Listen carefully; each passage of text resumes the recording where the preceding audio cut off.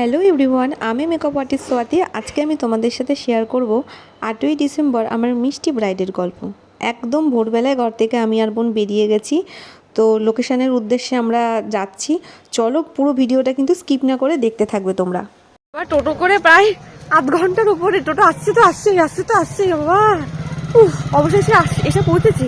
এই যে আমার মিষ্টি ব্রাইড, প্রথমে আমি ওর স্কিনটাকে ভালোভাবে প্রিপারেশন করে নিচ্ছি, কারণ ওর স্কিনটা ছিল বড্ড ড্রাই। আর ও আমার কাছে চেয়েছিল একদম একটা সফট লুক, যেহেতু রিচুয়ালসটা ছিল দিনের বেলায়, তো ওর কথা মতোই কাজ করছি। তো বলো, নিজেকে দেখেছো আয়নাতে? হ্যাঁ দেখছি। কেমন লাগলো বল? লাগছে। সবকিছু পছন্দ হয়েছে? হ্যাঁ খুব সুন্দর লাগছে। Thank you. তো ব্রাইডাল লুকটা কমপ্লিট করে আমার একটা পার্টি মেকআপ লুকও ছিল ওদের বাড়িতে। তো এই দিদিও চেয়েছিল একদম সফটের মধ্যে একটা লুক, তো তাকেও আমি রেডি করে দিয়েছিলাম। তোমাদের কেমন লাগলো বলো তো? ক্লান্ত হয়ে গেছিস? হ্যাঁ ক্লান্ত হয়ে গেছি। চোখ মুখ দেখেই মনে হচ্ছে। সেই জন্য একদম টোটো বুক করে নেওয়া হয়েছে। একদম বাড়িতে গিয়ে নামবো। হ্যাঁ, বাড়িতে গিয়ে নামবার ক্ষমতা নেই বাসে করে যাওয়ার, তাই না বল? আমাদের সত্যি ক্ষমতা নেই।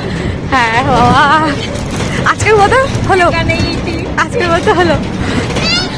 হ্যাঁ, কাজ আছে বলেই কিন্তু ভালো লাগে বল বল, সত্যিই তাই। কাজ আছে বলেই আমাদের ভালো লাগে।